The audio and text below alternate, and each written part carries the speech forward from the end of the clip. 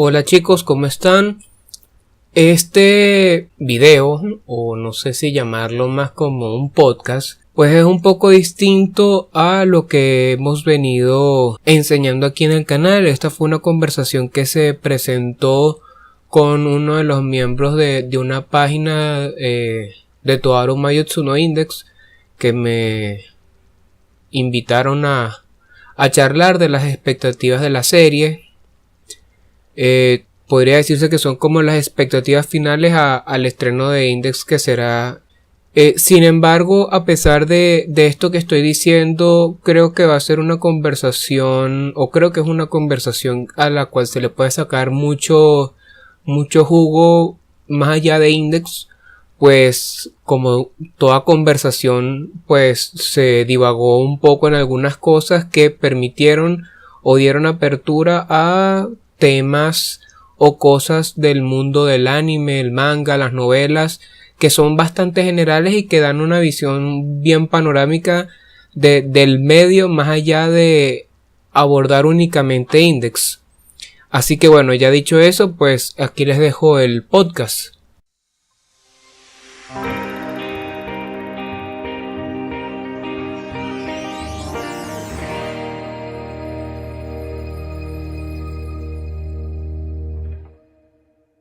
A día de hoy, yo estaba esperando una confirmación oficial de cuántos episodios iba a tener la serie. Pero incluso esperándote hasta el final, JC nunca soltó ningún tipo de información.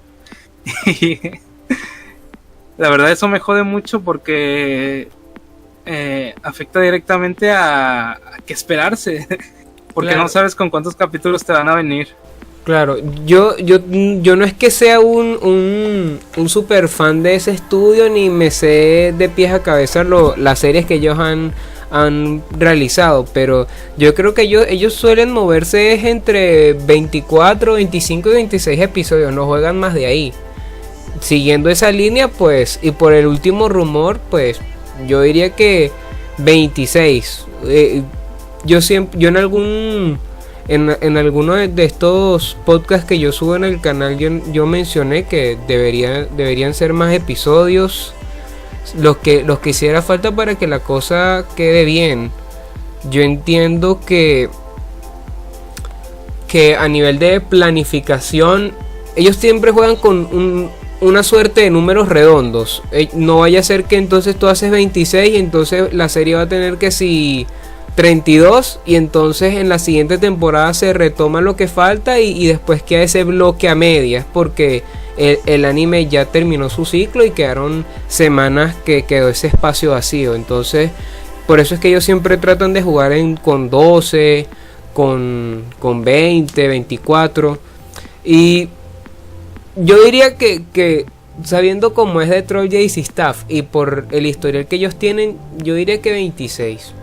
Y precisamente por eso de los 26, ahorita que como yo he estado subiendo estos videos de comparaciones y si se quiere como analizando las novelas, yo me he dado cuenta que ignorando lo que es el primer arco, lo que es el volumen 1 de la primera temporada, que tuvo 6 episodios que sirvieron para adaptar un solo volumen, JC Staff siempre suele tomar para el último libro que ellos adaptan, ellos sí suelen tomarse un poco más de tiempo.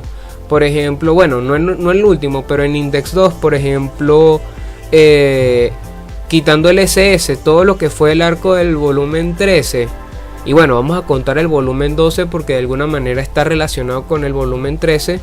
Esos dos volúmenes abarcaron, creo que desde el capítulo 17 como hasta el 23, más o menos 6 episodios. Ellos siempre ese último libro hacen muchos capítulos, pero los que son los capítulos que están antes, ellos siempre tratan de adaptarlo en 4 capítulos. Así que haciéndome esa idea, yo me imagino que van a ser 4 capítulos a lo mejor por arco. Por arco, ¿no? Sí. Lo que es el arco de la tercera... No sé cómo estén internamente ellos, que evalúan qué arco es más importante que otro o qué es lo que más los llaman a adaptar de una forma más extensa, ¿sabes? Claro. Supongo que es por la cantidad de elementos que contiene el arco. Sí. Ellos deciden qué cosas saltarse y qué otras cosas dejarlas. Supongo que con respecto a la primera temporada quisieron abarcar esos 6 capítulos porque consideraban muy importante lo que era la presentación de los personajes. Por supuesto, era sentar las bases de la serie. Entonces obviamente tenían que demorar mucho. Además de que Kamachi de alguna manera no es que él tenga una influencia muy grande dentro de la producción, pero él trata en la medida de sus posibilidades que el estudio tome en cuenta ciertas cosas. Por ejemplo, él en esta última entrevista que le hicieron en función de Index 3, él dijo que él quería que se animaran varias cosas, de modo que como que se rescataran algunos diálogos internos de toma y cosas así. Bueno, estaba pensando en lo interesante que eran esas entrevistas porque comentan un montón de cosas que no se dicen normalmente, ¿no? Que son como que a puerta cerrada lo que hacen los estudios, de las cosas que ellos consideran. Por ejemplo, estaban en la revista donde estaba la entrevista, se comentaba cómo ellos tenían problemas o cómo ellos querían adaptar, por ejemplo, la espada escalón, ¿no? Que porta Aqua de la retaguardia. Exacto. Entonces se plantearon formas de encuadrarlo en la escena o literalmente hacerla más pequeña para que pudiera adaptarse más a las a las exigencias, ¿no? que tiene la serie animada. Claro, era por la cuestión de los planos y que obviamente si tú enfocas algo muy grande tienes que ya el cuadro de la pantalla tiene que ampliarse y eso no se puede. Ellos están ahí como muy reducidos con eso. No es como por ejemplo animar un manga adaptar un manga que a lo mejor tú puedes jugar con algunas viñetas, pero en el anime yo me he dado cuenta que por ejemplo cuando se enfocan a ciertos personajes en una escena así toda guay, épica, en el manga hay como más libertades obviamente, y en el anime tratan de meter muchos elementos en una misma escena, y en el manga cada personaje tiene como su viñeta en particular. Entonces precisamente por eso lo que es el arma de Aqua y el arma de Kansaki, pues también tienen que jugar con que tiene que verse, el armamento tiene que verse increíble, y también tienes que meter a más personajes en un mismo recuadro, y al mismo tiempo tienen que respetarse lo que son dentro de la realidad de la serie, pues las alturas y todas esas cosas. Hay muchas cuestiones que obviamente si tú no tienes ciertas nociones de animación, pues tú vas a empezar a criticar ese tipo de cosas, que al final del día uno no va a estar de acuerdo porque uno quiere ver su cuestión 100% fiel.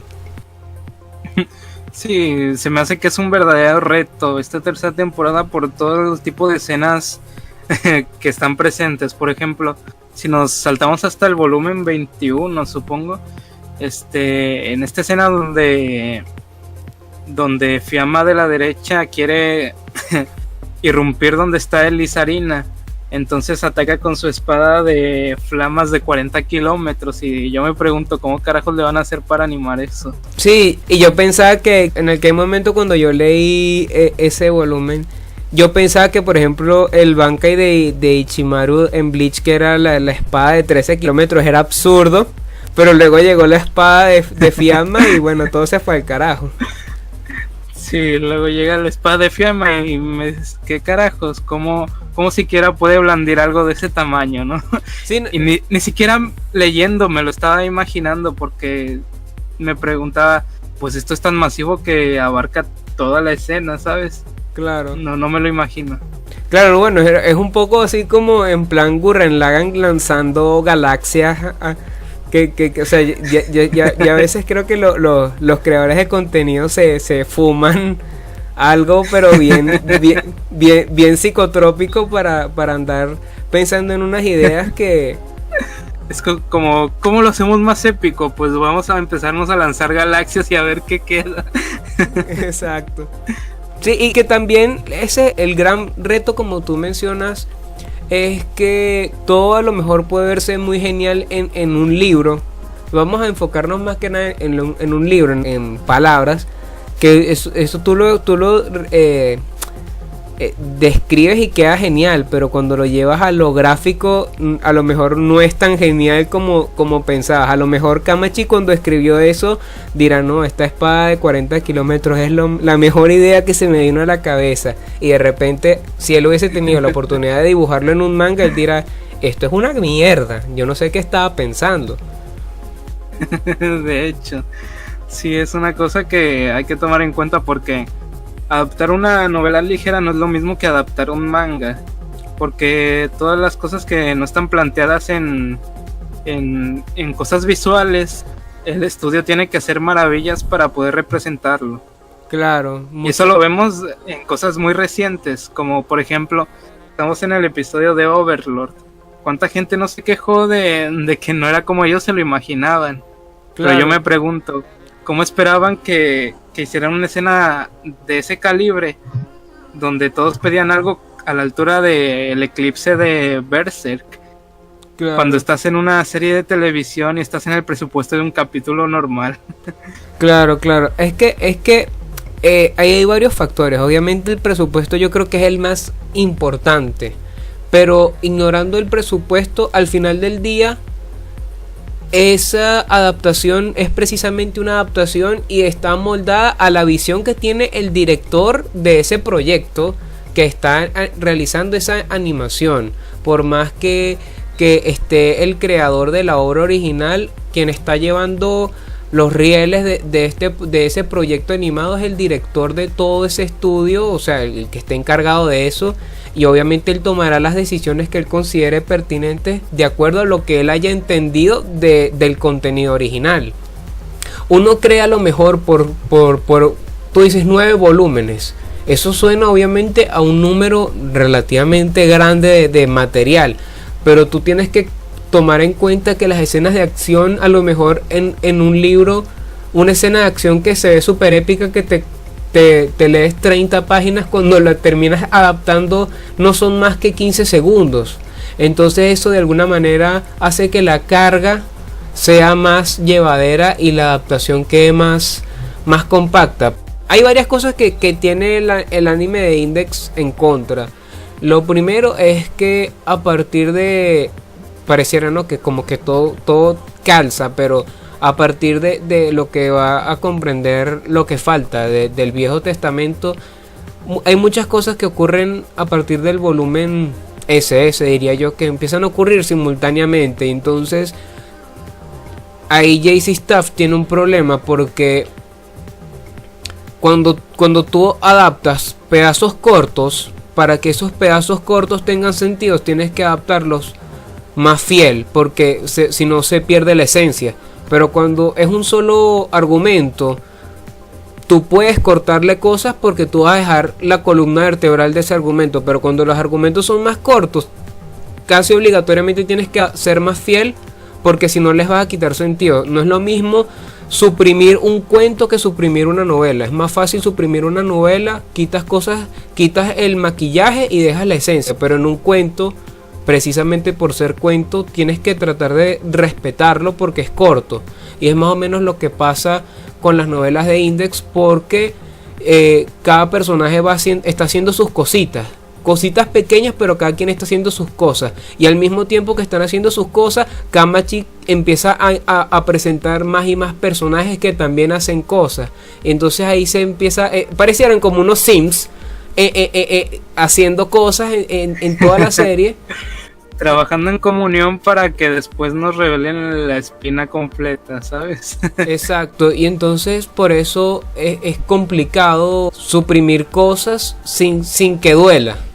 Ese es el problema. No va a ser qué es lo que van a suprimir, el problema es si nos va a doler eso que vayan a omitir. es todo un asunto y yo respeto por eso al director, porque ha, dentro de lo que cabe, ha lidiado con todo eso. Claro. Entonces solo nos queda esperar las confirmaciones de los episodios y rezar para que nos dé algo decente, ¿no? Algo por lo que nuestro tiempo... De hecho ellos lo comentaron, ¿no? Queremos entregarles algo fiel adaptado y algo que valga toda su espera, ¿no? Es lo que el milagro de Dengeki significa para ellos. Bueno, yo en eso no creo mucho porque yo creo que hay mucha diplomacia otaku, por decirlo de alguna manera, de quedar bien con la gente, pero hasta que yo no vea mi broma bien completa, yo no voy a dar un veredicto, no voy a dejar comer un caramelo que me lance alguien en una entrevista. Hasta que yo no vea la cosa animada, yo no voy a decir si lo hicieron bien o si quisieron hacerlo bien. Así que, y además de que Index tiene la competencia con Sword Art Online, sería bueno que tuviesen la misma cantidad de episodios, pero eso no va a pasar. Ni en 1000 años.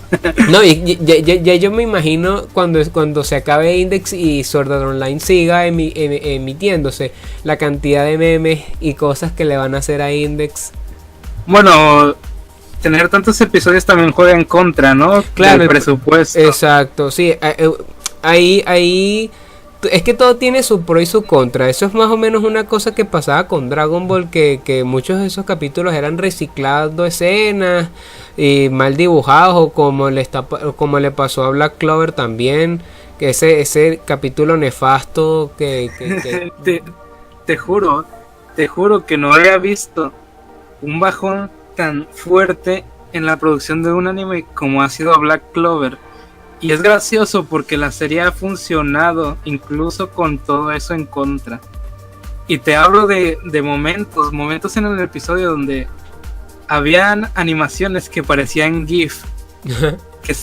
que el personaje llamado Lich estaba lanzando sus rayos como si fueran las puertas de Babilonia de Gilgamesh, de Fate. Pero en vez de que veas los rayos individuales todos volando, veías cómo se repetía el plano de los mismos rayos que habían sido lanzados como si fueran un GIF. Era pésimo a niveles estratosféricos. Pero incluso con todo eso la serie ha funcionado, es increíble. Sí, es que, bueno, mira por ejemplo en One Piece tampoco es que tenga... Mira, ese es otro, Toei Animation también, ellos casi siempre hacen puro anime culero que no sirve en cuanto a calidad y les resulta. Y a lo mejor es porque el público es demasiado fangirl, o sea, son muy niños ratas a lo mejor, o no sé cuál sea la palabra para calificarlos, pero con ver eso que ya tuviste en blanco y negro o en un escrito, verlo animado, ya con eso te es suficiente y no te importa que esté mal animado, ya está animado y me lo disfruto. Mira, otro que por ejemplo, que yo no sé, o sea, a mí me gusta, pero yo no sé por qué la gente sigue consumiéndolo, es Fairy Tail, que Fairy Tail tiene a partir de la primera parte no tuvo tan mala animación, pero no tenía el diseño de personajes más fiel al manga, y la segunda mitad tuvo un diseño de personajes más fiel al manga, pero con una animación mierdosa, y sigue siendo una animación mierdosa y la gente lo sigue viendo. Entonces uno no puede hacer nada. A lo mejor es que el del problema es uno. Creces, ¿no? Y todos tus estándares se elevan con eso. Sí. Supongo que cuando yo tenía 13 años y estaba viendo Naruto, poco me importaba si animaba bien algo o no. Sí. Entonces, fíjate, es que son muchos factores en contra. A veces uno peca de ser demasiado crítico y no lo disfruta. Sí, cuando uno ya ha visto suficiente, como que se te activó un chip en la cabeza, ¿no? Y después de ver tantas series, puedes identificar cualquier tipo de falla y cualquier tipo de cosa repetitiva. Y eso juega en contra que le gusta disfrutar este tipo de material, ¿no? porque se te hace más difícil encontrar algo que te guste. Sí, sí, yo ya es que aquí ya hay a ver, en el mundo del anime pasa un poco lo que sucede en el mundo de la música. Todo el mundo hace ya aquí como una especie de anarquía y ya no se intenta hacer como material de calidad y no me refiero a si una historia es buena o no, porque yo creo que toda historia es buena a su manera. El problema es que ya pareciera como que los estudios de animación quieren como que salir del paso, simplemente animarlo porque saben que esta serie es popular, y entonces ellos creen que les va a dar ganancia y olvidan la parte más importante, que es que eso que estás haciendo realmente sea algo de calidad. O sea, ya te vas a tomar el tiempo, tienes a tu gente sobreexplotada haciendo un proyecto y al final del día que eso quede mal hecho, entonces es complicado. Sí. Por eso es que mucha gente, bueno, no mucha gente todavía consume anime, pero yo, por ejemplo, ya yo he bajado un poco las expectativas con el anime y a veces veo el anime que si una temporada, y si esa serie le sacan otra temporada, difícilmente la voy a ver porque ya me vi el material original y me quedé ahí porque ya sé lo que sucede y me da fastidio volverlo a ver. Claro, es que yo creo que eso es una cosa que no sé si es que juega en contra de Index, pero Index es una serie que tiene muchos personajes, demasiados, y generalmente, o sea, si uno revisa el shonen manga o cosas así, pues no es común que haya tantos personajes así tan exagerado. Por decirte, yo creo que lo más parecido, lo más cercano puede ser ese One Piece, que tiene un imaginario también bastante grande, pero en líneas generales, metiendo a Index dentro del shonen manga, el shonen manga no juega con tantos personajes como Index, y eso que tú dices del reparto sí es complicado. Y yo creo que eso es una de las cosas que juega en contra para llevar Index a la animación, y que a pesar de las complicaciones dentro de todo, JC Staff ha sabido lidiar con eso dentro de lo que cabe y les ha resultado, porque que tengan tanto fandom aún sin haber hecho alguna animación después de Index 2, o sea, y las películas, pero o sea, después, a pesar de ese espacio de tiempo tan grande que pasó, todavía tiene gente que le gusta la serie, y eso demuestra que mal que bien JC Staff habrá hecho algo bueno. Claro, de hecho no recuerdo bien las ventas de la película, ¿cuánto fueron? 300 millones de yenes, y después de tantos años que el fandom siga de esta forma activo, que muchos fandoms desearían seguir de esta forma, pues se me hace algo bastante bueno. Claro. JC Staff dentro de sus aciertos y errores y todo lo que uno quiera, pues que tengas este fandom tan pronunciado en Index, a pesar del descanso, eso demuestra que JC Staff hizo algo bien, pero la prueba de fuego va a ser cómo animen esto. Después de lo que sucede en Index 3, sabremos si uno va a soñar con un Nuevo Testamento o algo así. Bueno, con eso ya despegaríamos hasta las nubes, pero se vale soñar. Mira, yo creo que ahí pueden pasar varias cosas. Por ejemplo, podrían alterar el orden en que ocurran las cosas de alguna manera en el volumen, para que la cuestión quede más orgánica dentro de la serie. Esa pudiera ser una opción. Ok, entonces la única cosa que separarían de la novela 19 podría ser la declaración de guerra, moverla y después dejar el volumen. Ahora sí que todos estos eventos estarían con la novela 15. Claro, me parece que eso pudiese funcionar, porque es la única forma en la que yo puedo pensar. Bueno, fíjate que podrían hacerlo bien. Bueno, fíjate un poco, tomando, si se quiere, una referencia real de cómo se ha manejado la planificación en cuanto a contar la narración de las novelas J.C. Staff.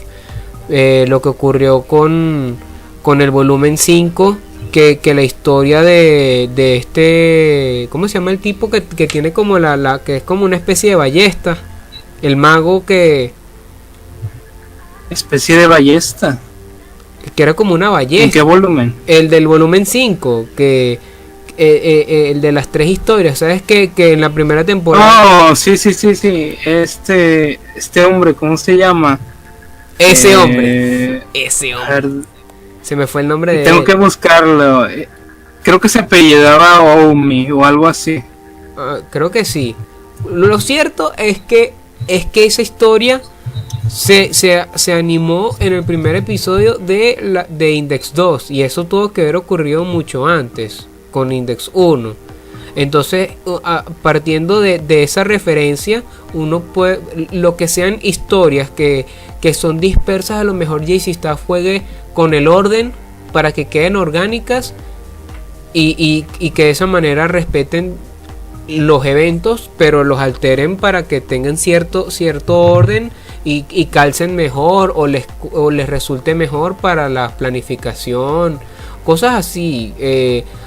El problema pasa que a nivel de la estructura, a ver, como tú estructuras una novela, un escrito, no es lo mismo como tú lo estructuras en una película o en una animación, en algo gráfico. Es más, generalmente se estila que lo que es gráfico sea como más lineal y generalmente lo que es la narrativa, las novelas, sí puedes jugar con los interlineados, porque cuando tú lees, el cerebro como que te complete la información, pero hay una mala costumbre de que lo que es visual tiene que ser lineal, y precisamente por eso a lo mejor J.C. Staff hará algunos arreglos para que todo esté lo más lineal posible, a pesar de todas esas historias dispersas.